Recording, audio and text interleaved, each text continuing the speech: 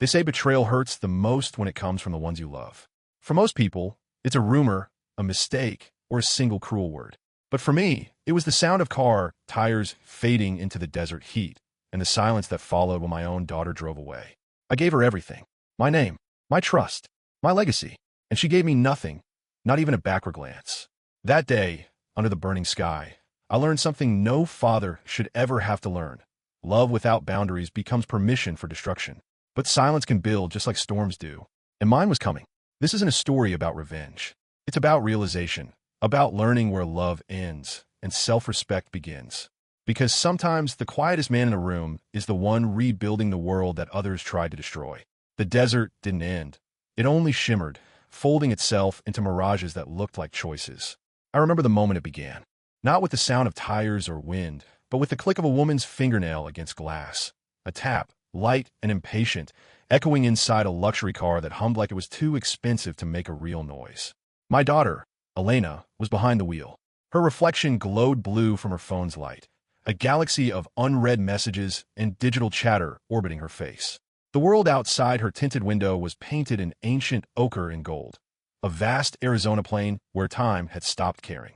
But inside that car, time had been compressed into a single purpose: signatures, transfers, access, liquidation. "You're overcomplicating this, Dad," she said, her voice smooth, designed to win boardroom arguments, not conversations with her father. Her fingers kept drumming, not in rhythm, just pressure. "You always said you wanted things handled before it gets messy. That's what Kyle and I are doing. Handling it." She didn't look at me, not once. Not when the road curved like a sentence waiting for a period. Not when the sun caught the edge of her sunglasses, flashing like a blade. "Handling what?" I asked quietly. I already knew the answer. I just wanted to hear which version of the truth she would sell me this time. Her lips pressed into the shape of a polite smile. "The portfolio, the estate, all of it. We're diversifying your assets, moving things into liquid markets. It's what any smart investor would do at your age." At my age. I'm 69, not dying, I thought. But the way she said it, you'd think I was a guest in my own lifespan. Her phone buzzed. She didn't even glance. "Kyle's on it already," she added. "He just needs you to confirm the signatures tonight. Once the papers are processed, we can free up everything. It's clean, efficient, profitable." I interrupted. The silence that followed was surgical. The car's AC hummed. Outside, a hawk traced lazy circles in the sun, patient as judgment. Elena took a slow breath through her nose, the kind she used when she thought she was being very reasonable with someone very stupid. "Dad," she said softly, "this isn't about profit. It's about transition." She finally looked at me then, not as a daughter looks at a father, but as a strategist studies an outdated blueprint. "Mom would have wanted you to relax, to stop worrying about details. You've done enough." The mention of her mother, my wife, Clara, landed like a small detonation behind my ribs. For a moment, I saw the woman who used to make a stop on this same highway to sketch the way the shadows stretched over Red Rock. She used to say silence was the only honest sound left in the world. But this silence was different. It was built from insulation and disinterest. Even the engines seemed complicit, purring softly so that nothing human could interrupt it. "Elena," I said slowly, "do you even know what the word liquidation means outside of your spreadsheets?" She laughed, a sharp professional sound. "It means progress." "No," I replied, turning to look out the window at the desert that refused to move faster than it needed to. "It means ending something that took a lifetime to build." That's when she did it. The smallest motion, but I felt it like a thunderclap. She rolled her eyes. That little gesture had been born sometime in her 20s, refined through promotions, awards, and dinner parties. But it was never meant for me. Not for the man who taught her to ride a bike, who stood in rain-soaked bleachers cheering her college graduation, who once sold a car to pay her tuition deposit on time. "Dad," she sighed, "please. You built something incredible, yes. But you also built something outdated. Kyle and I can take it further, make it last." She didn't understand that I never wanted it to last. I wanted it to mean the road stretched endlessly ahead, the kind of horizon that made you think about choices you hadn't realized were yours. I had agreed to this trip because it was supposed to be our annual pilgrimage, something Clara and I did every spring before she passed. After she was gone, I kept the tradition alive for Elena's sake. Maybe I thought she'd feel closer to her mother here. But she turned it into something else entirely, a mobile conference room. The briefcase on her lap wasn't filled with snacks and maps like Clara's used to be. It held documents, tidy, final, and predatory. We drove for another 30 miles in mutual silence until I spoke again. "Elena," I said, "do you remember the year your mom got lost on this road?" Her eyebrows knit slightly. No, she pulled over because she wanted to sketch a cloud formation. The GPS didn't work. We drove an hour off route. You were 8. You cried the whole time. But when we finally found the main road, your mother said it was worth it. She'd seen something beautiful. Elena didn't answer. She just turned a volume knob, filling the silence with a sterile, upbeat pop song. And in that moment, I realized what I had truly lost. Not money, not power, not even family. It was the ability to be seen by the person I had loved most after Clara. When the exit sign for Black Mesa Overlook appeared, I thought she'd slow down. That was where we always stopped, where Clara's ashes were scattered. But she drove past, didn't even glance at it. Elena, I said, my voice quiet but firm, pull over. For what? For respect. Something in my tone made her jaw tighten. She slowed, reluctantly, guiding the car to the shoulder. Dust rose around us in soft, lazy plumes. I opened my door and stepped out. The heat hit like a wall. Dad, what are you doing? She called. I turned back to her, taking a breath. But she misunderstood what kind of breath it was. When I walked to the edge of the overlook, the land unfolded beneath me. Endless, raw, and honest. The air smelled like stone and sun. For a brief second, I felt Clara there, the way I always did when I was quiet enough to listen. Behind me, the car door slammed. I turned, expecting to see Elena coming toward me. Instead, I saw her sliding into the driver's seat. Elena. I called, confused. She didn't answer. She just looked at me through the window, her sunglasses reflecting my silhouette back at me. A man standing still, already erased. Then the engine purred. Tires crunched. The SUV rolled forward, slow at first, then faster, until it merged back onto the highway. She didn't look back. A storm of red dust lifted around me, catching the sunlight like a cruel halo. The wind stung my eyes, but I didn't move. I just watched the shrinking taillights fade into the mirage until they weren't even color anymore, just heat. And in that silence, I understood something that should have broken me, but didn't. My daughter hadn't stranded me. She'd freed me, because at last, I had no illusions left to protect. The suitcase she'd tossed lay near the guardrail, half open, spilling out shirts, papers, a framed photo of Clara, the only thing that hadn't shattered. I picked it up, brushed off the dust, and whispered, "Guess it's just us again, love." The air was hot, dry, and clean. The kind of clean that burns. For the first time in years, I wasn't a provider, or an investor, or a father balancing loyalty against love. I was just a man standing on solid ground. And somewhere in the distance, beneath that endless Arizona sun, a plan began to take shape. Not one of revenge, but of reclamation. Of everything that was rightfully mine. Because some inheritances aren't written in wills. They're written in the dirt, the dust, and the silence left behind when love finally ends. The desert doesn't hurry, and neither did I. The first half hour after Elena drove away was soundless except for the wind pushing dust along the asphalt, whispering across the suitcase she left behind like a sigh. I watched her car shrink into a shimmer, a mirage that looked like forgiveness but wasn't. Then I laughed, a quiet, stunned laugh that came from somewhere deeper than logic. It wasn't madness. It was recognition. Recognition of a truth I'd been avoiding for years. The girl I raised had turned into someone who believed inheritance was the same as love. The heat wrapped around me like a living thing. I was alone, but I wasn't lost. Not yet. My compass was memory, and it pointed toward survival. The first step is always the hardest when you realize no one's coming back. I slung the suitcase over my shoulder and started walking. The road stretched infinitely forward, a gray ribbon laid across an ancient red world. Every few hundred steps, a vulture's shadow moved over me, slow, deliberate, unbothered. I thought of Clara. She'd painted the same landscape once, from memory, not reference. She called it patience. I never understood why. But now, walking beneath that unmoving sun, I did. The desert isn't empty. It's just patient. It waits for people to see what they've ignored. Each mile I walked peeled something away. Anger, pride, confusion, until only clarity was left. Elena's betrayal wasn't sudden. It had been happening in fragments for years. An ignored call, a polite eye roll, a question that always sounded like a command. I'd mistaken competence for care. That realization burned hotter than the sun. By late afternoon, the air had turned thick and wavy. My shirt stuck to my back. The suitcase handle had worn a red mark across my palm. When I finally saw the dust plume of a truck in the distance, it looked like a blessing. I stepped into the road and raised an arm. The truck slowed, brakes hissing. A man leaned out the window, his arm tanned like old oak. "You trying to fry yourself out here, old-timer?" he called. "I'm trying to get home," I said. He squinted, read something honest in my face, and jerked a thumb toward the cab.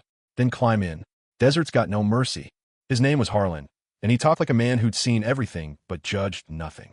Inside, the air smelled like diesel, pine air freshener, and long roads. He offered me a bottle of water from the cooler at his feet. I drank slow, letting the cold sting my throat. He didn't ask questions right away. Some people understand that silence is a kind of trust test. When he finally spoke, it was gentle. You look like somebody just stole your house and left you the door. I smiled, the kind that doesn't reach the eyes. Something like that. He nodded, accepting that as enough truth for now. We drove in quiet stretches, punctuated by the hum of the engine and the occasional rattle of tools behind the seats.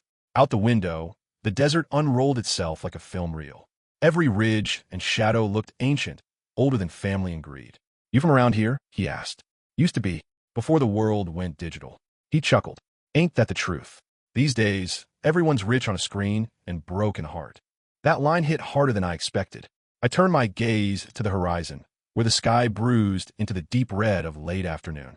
Somewhere beyond that, there was a house with locks that still opened for the wrong people. "You got someone waiting?" he asked after a pause. I hesitated. "Not anymore." He nodded again, eyes forward. "Then maybe it's time to start waiting for yourself." We stopped at a gas station near a dry town called Chandler's Bend. The place looked half abandoned. A rusted sign, one pump still alive, and a vending machine humming like it was holding the world's last cold drinks. "Harlan, want to fuel up?" I leaned against the truck, letting the night air cool my skin. Above, the sky unfolded, a blue-black ocean salted with stars. The silence here was deeper, older. Inside the station, I bought a disposable phone. The old one, the one Elena used to text and track me. I dropped in a trash bin without ceremony. Watching it disappear among wrappers and dust felt like cutting a cord. I powered the new one, flipped open the prepaid card, and dialed one number from memory. Ben Miller, attorney at law. His voice answered on the third ring. Calm, professional, but with a thread of warmth that hadn't been touched by betrayal yet. "Ben," I said quietly. "It's Henry. Henry, it's been what, 6 months? How's Arizona treating you?" I said, and honest. "Listen, I need a favor. Something private." His tone shifted. Years of friendship replacing pleasantries. "Tell me what happened. I'll tell you in person. Can you meet me tomorrow morning? Same office." "Of course. Should I bring anything?" "Yes," I said. "Bring my old trust documents. And a locksmith." There was a pause. "A locksmith?" "Yes. I think my daughter's lost her key." He didn't ask more. 10 a.m., he said. "We'll sort it out." Back in the truck, Harlan gave me a knowing grin. "You got business to settle?" "Something like that." "Good," he said, starting the engine. "Nothing worse than ghosts that still own your name." The drive into the night was long and quiet. The truck's headlights carved a small, faithful circle in the dark. Outside that cone of light, the world was infinite and indifferent. I watched the road markings flick past. White, then black, then white again. A rhythm, a pulse. It felt like time reassembling itself. By the time we hit the edge of Flagstaff, the clock read 2:17 a.m. The sky was dark velvet, mountains silhouetted like memory. Harlan parked near a diner whose neon sign buzzed like a tired thought. "You sure you're good from here?" he asked. "I'll manage," I said, offering my hand. He shook it, firm, honest. "World short on decent man. Don't let the greedy ones convince you otherwise." Then he was gone, swallowed by the night road. I watched the red glow of his taillights vanish. The second time that day, I watched someone drive away. But this time it didn't hurt. Inside the diner, the waitress looked like she'd been running on caffeine and resilience for 20 years. "Coffee?" she asked automatically. "Please," I said, taking a booth by the window. The coffee came black, no sugar, and it tasted like focus. I opened the small folder from my briefcase. Inside were photocopies of old account statements, handwritten notes from Clara about property upkeep, and one photograph. Elena at age 6, holding a paper airplane with both hands, laughing so hard her eyes disappeared. That picture had always lived in a frame on my desk. I took it now because I needed to remind myself. The little girl I loved still existed somewhere beneath the woman who had just left me in the desert. But love doesn't erase consequence. As dawn began to pry open the night, I wrote a single line on a napkin.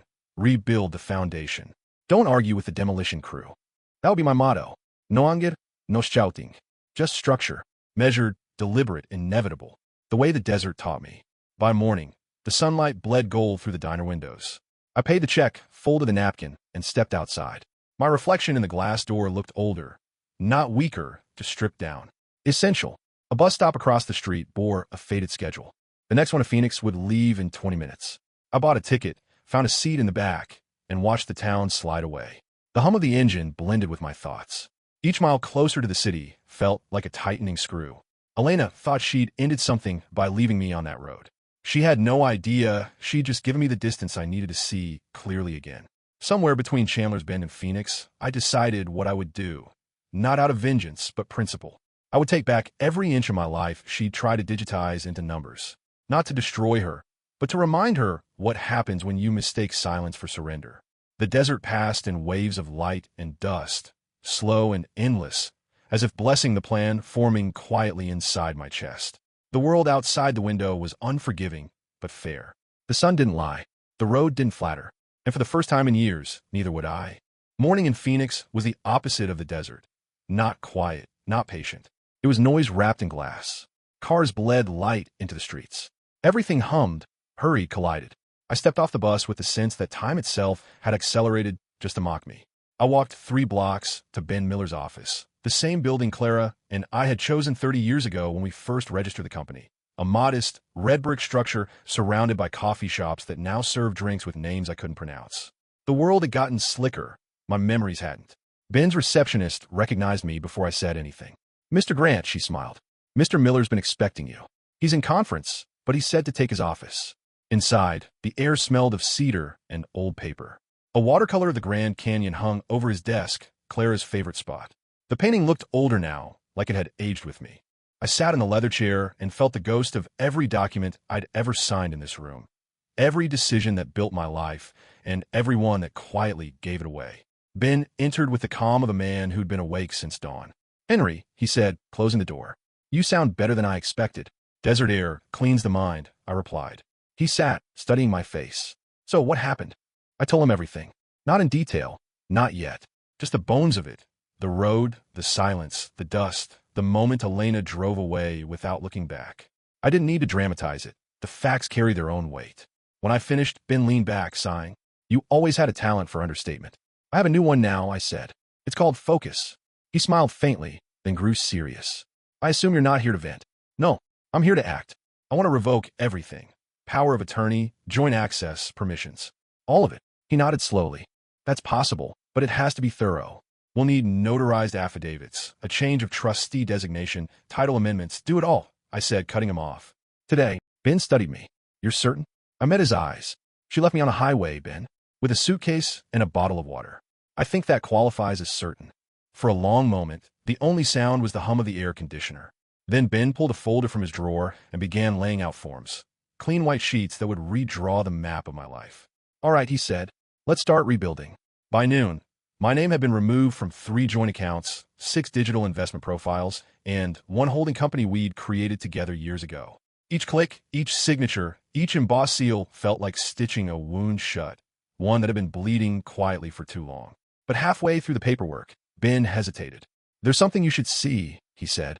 He turned his monitor toward me. On the screen glowed a series of transactions. Large, recent, all authorized under Elena's access code. "She's been moving funds for weeks," Ben explained. "Not everything, just pieces. Enough to go unnoticed, until now." "How much?" I asked quietly. He hesitated before answering. "Roughly $3 million, mostly from the charitable reserves. Clara's foundation money." For a second, the air went out of the room. I stared at the numbers, feeling something cold spread through me. Not anger, not betrayal, but a kind of numb precision. The money wasn't what mattered. It was where it came from. Clara's trust had been sacred ground.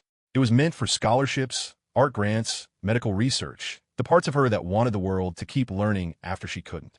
Elena had taken that and turned it into liquidity. "Track the transfers," I said. My voice surprised even me.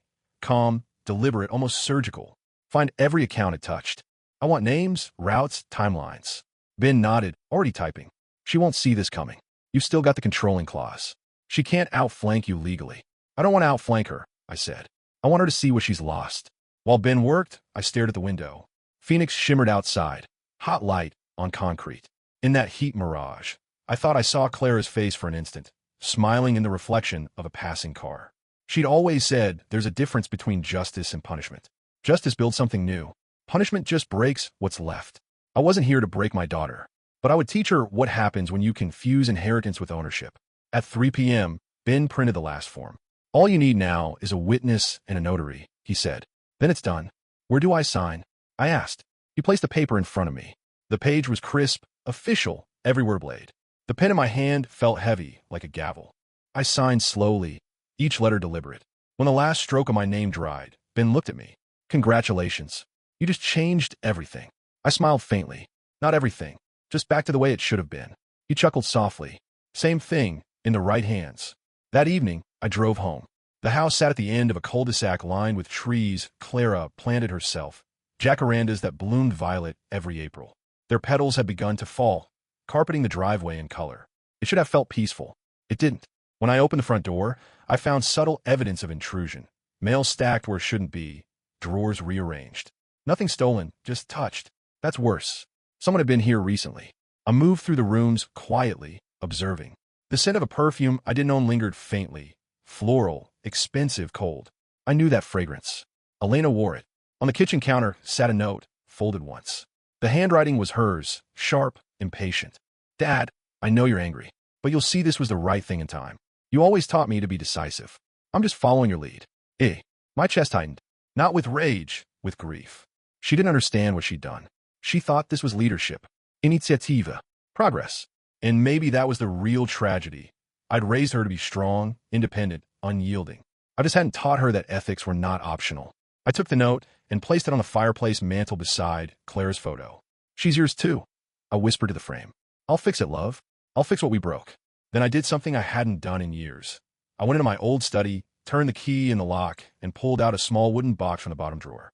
Inside were ledgers, contact lists, and a thick envelope labeled private, estate trusts original, in my late wife's handwriting.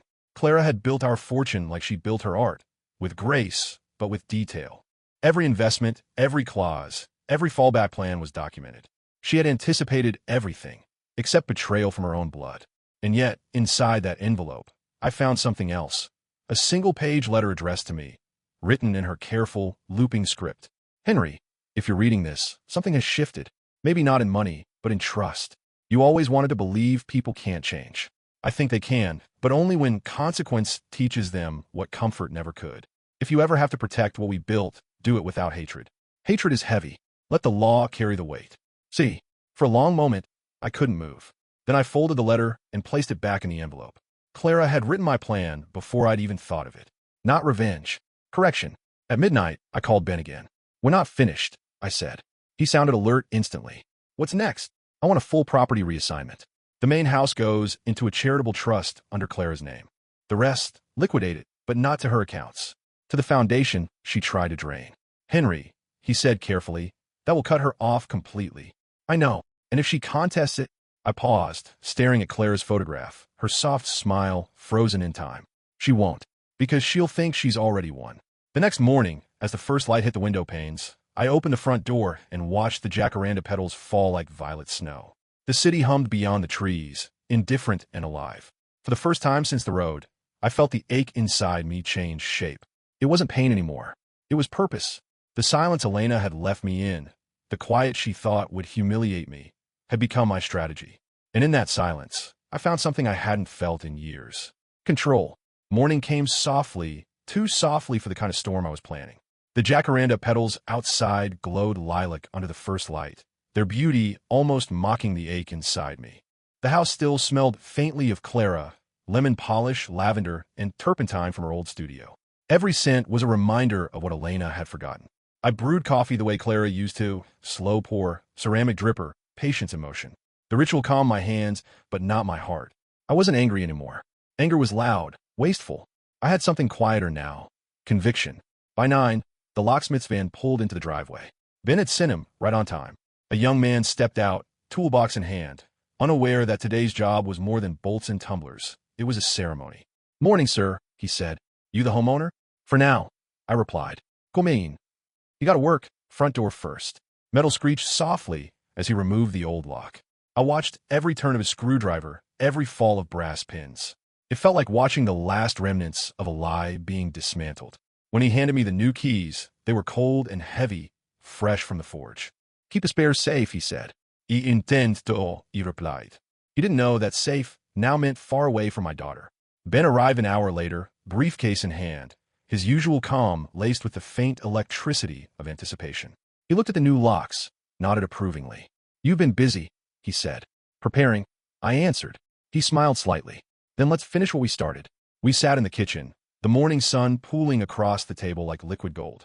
He opened a briefcase and began pulling out documents. Thick, official, irreversible. This, he said, tapping the top form, finalizes the transfer of the primary estate to the Clara Grant Memorial Trust. Once it's filed, Elena can't touch it, not even through appeal. And the accounts? Already secured. Her access is void. She'll find out soon enough. I exhaled slowly. The air felt heavier now, charged with consequence. I don't want to ruin Ben, I said quietly. Just corrected. Ben studied me, then nodded. Sometimes correction feels like ruin to the unrepentant. He slid a new folder forward. Inside, a single-page notice. Notice of termination of access. Power of attorney revoked. My name below it. Signature, line empty. Once you sign this, he said, it becomes public record. She'll receive the formal notice by courier. Legally and emotionally, it's the cleanest way to make your point.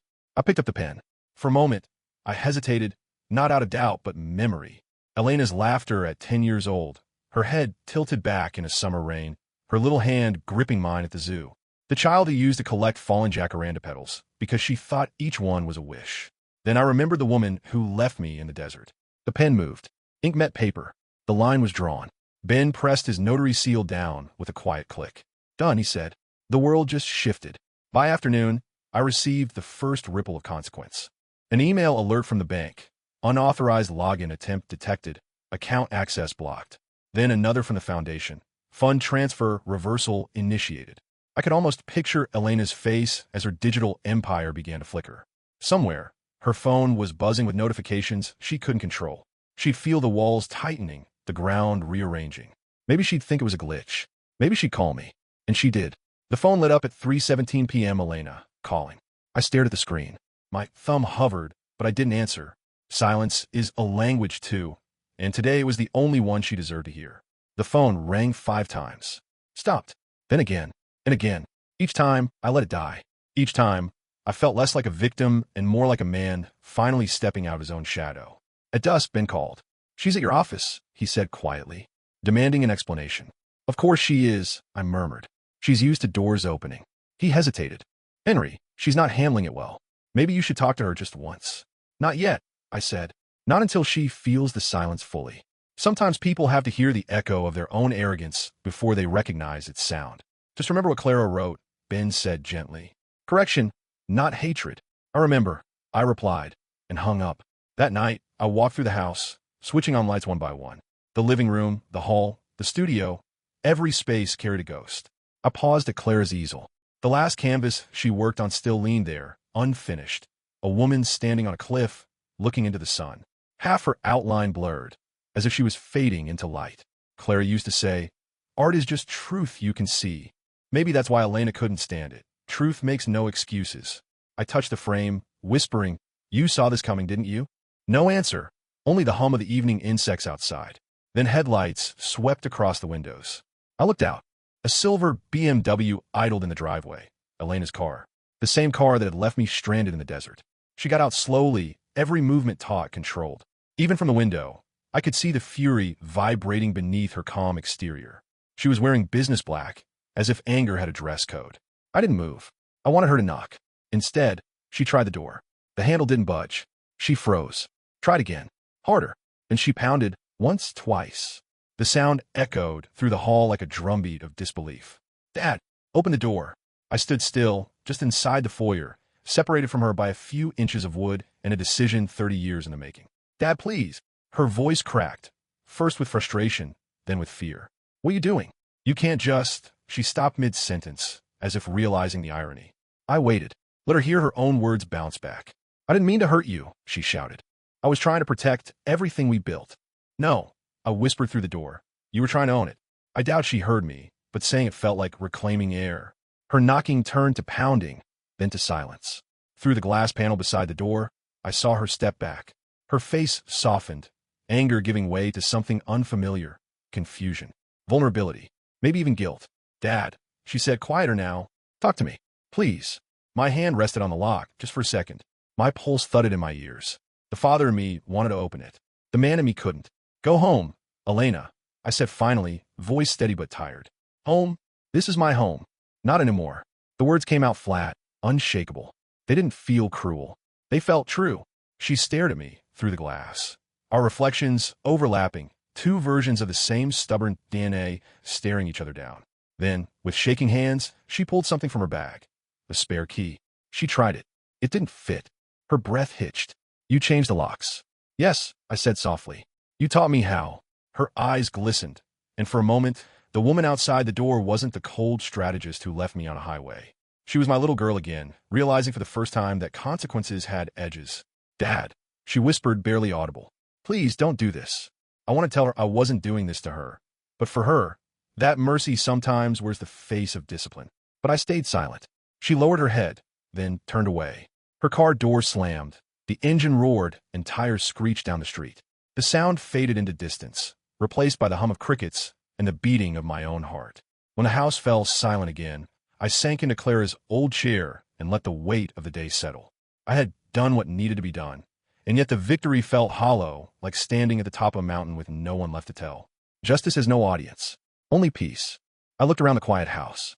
Every lock gleamed new in the dim light, every door sealed against intrusion. But part of me wondered if I'd locked out more than just betrayal. Maybe I'd locked out love too.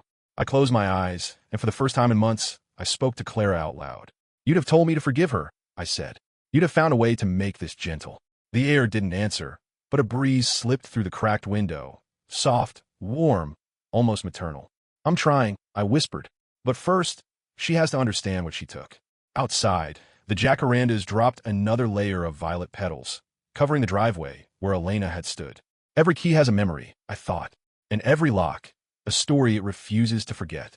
The following morning was too quiet, the kind of quiet that doesn't soothe, it warns. I woke before dawn, the house still heavy with night. The air held that stillness before consequence, like a courtroom seconds before a verdict.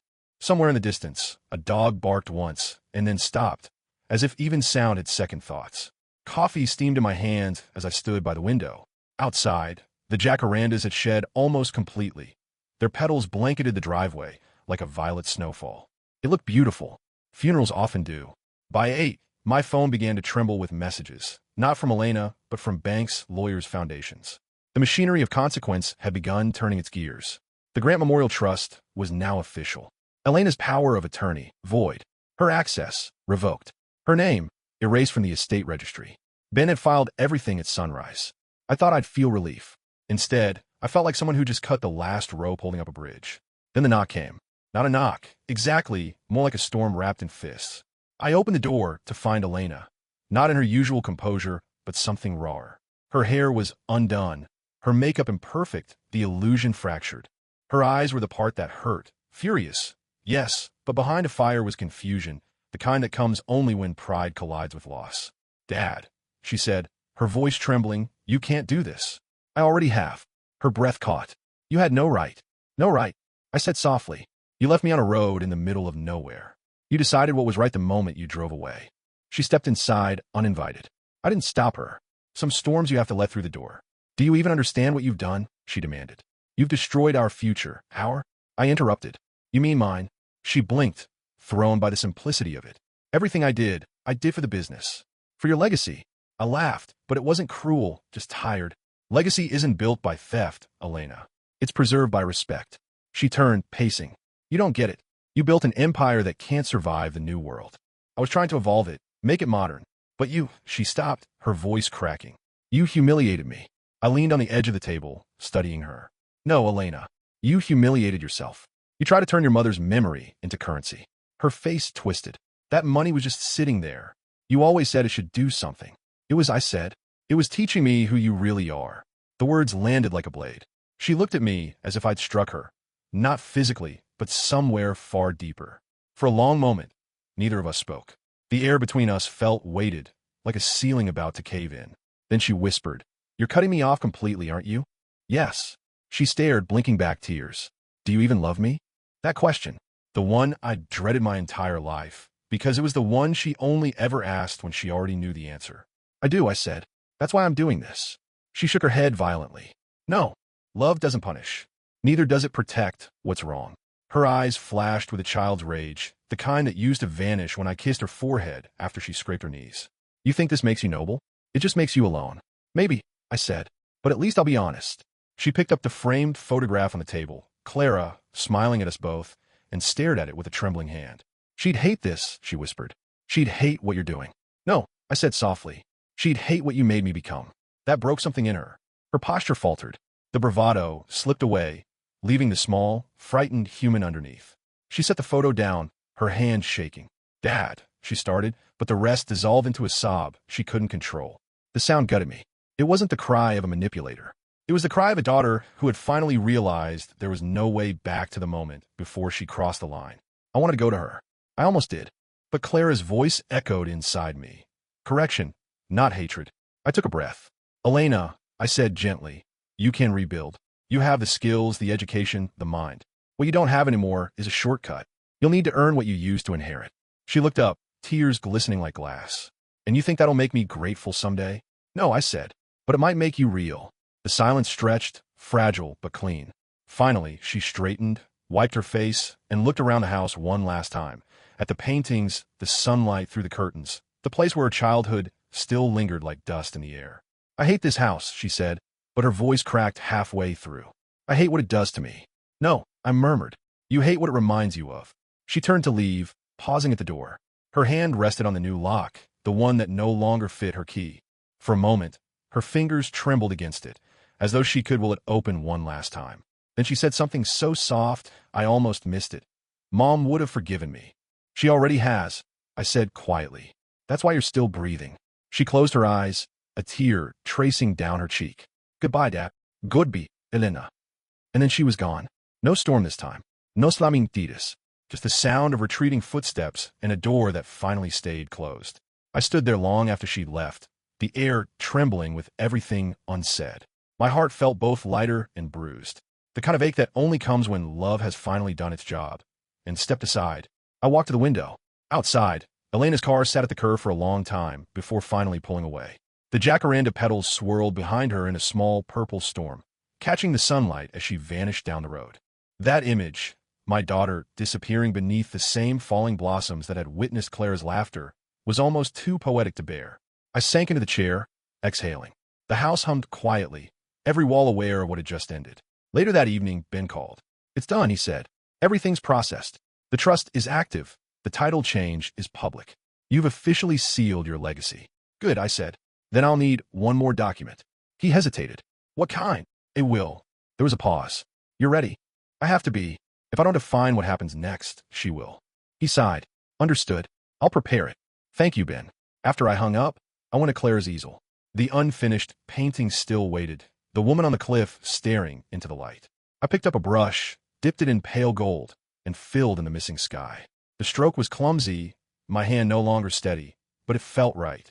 When I stepped back, the woman no longer looked lonely. She looked free. That's when the tears came, not sharp or desperate, but quiet, like rain returning to the sea. Later, when I stepped outside, the evening air was cool and forgiving. I locked the front door, the sound solid, certain, and looked up at the night sky. The jacarandas whispered above me, shedding their final petals like confetti from a ceremony no one attended. And that's when I saw it. A car parked across the street. Elena's. She was still there. Through the windshield, her face glowed in the light of her dashboard. She wasn't crying anymore. She was just sitting, still quiet, small. Her hands rested on the steering wheel, but she wasn't going anywhere. For a long time, neither of us moved. Two silhouettes in separate worlds, divided by choices, connected by blood. Finally, she rolled down the window. From across the street, her voice reached me, soft and brittle. Dad, she called, can I come home someday? I swallowed hard. Someday, I said, when you stop needing to own it. She nodded, slowly, almost reverently. Then she drove away, this time not in anger, but in understanding. I stood there until the taillights disappeared. The silence that followed wasn't empty anymore. It was earned. Inside, I placed Clara's finished painting on the mantel. The woman on the cliff stood bathed in gold now, facing forward, unafraid. The house creaked softly in the night, as if exhaling after years of holding its breath. The new locks gleamed under the lamplight, symbols not of exclusion, but of order, of protection, of peace. For the first time in a long while, I didn't feel abandoned. I felt chosen, by silence, by consequence, by clarity. And as I turned off the lights one by one, I whispered into the dark, some things you don't lose, you just rebuild differently. Mornings are different now. Not quieter, just honest. the kind of stillness that doesn't hide anything anymore. Sunlight filters through the curtains the way Clara used to walk into a room, softly, but with purpose. The house breathes again. Each room feels lighter, less haunted by what it lost, more alive with what it remembers. I still hear echoes sometimes. Elena's laughter when she was little, Clara humming to herself in the studio. But now the echoes don't ache. They teach. The foundation letters arrive every Monday. One envelope after another, all beginning the same way. On behalf of the Grant Memorial Trust, they thank me for scholarships, for medical grants, for shelter funding. Real people, living new lives under a roof that once represented greed. I keep the letters stacked in a wooden box on the mantel. Clara's painting hangs above them. Finished now. The woman on the cliff no longer fades into the sun. She steps forward, face lifted, the light catching her hair like fire. Sometimes I think that woman isn't Clara. Maybe she's Elena. Maybe she's me. Maybe she's what forgiveness looks like when it stops asking for permission. It's been 6 months since the road, and 3 since the locks changed. The jacarandas bloomed again early this year, their blossoms painting the street like spilled ink. I sweep them every morning, a ritual that feels less like cleaning and more like remembering. Life has a rhythm again. Breakfast, coffee, the sound of wind moving through branches. But every now and then, the rhythm falters. The silence stretches too long. That's when the phone rings. She never says her name when she calls. She doesn't have to. The first time, she just breathed. I could hear a city behind her, traffic, voices, the muffled chaos of trying to begin again. I didn't speak. Neither did she. After a minute, the line went dead. The second time, she said 3 words. I'm still trying. That was all. It was enough. Ben visits often now. He brings files, updates, coffee. But sometimes he brings something better, stories. The shelter's full, he told me last week. 32 women, some of them with kids. One said she used to drive past your old penthouse every day, wondering what people like you were made of. Now she lives there. She said it feels safe. Safe. That word lands differently these days. It used to mean controlled. Now it means known. I asked him once if he thought I went too far. He smiled, thoughtful. You didn't go far, he said. You went deep. There's a difference. He was right. Revenge travels fast, but healing had a longer route. I chose the longer route.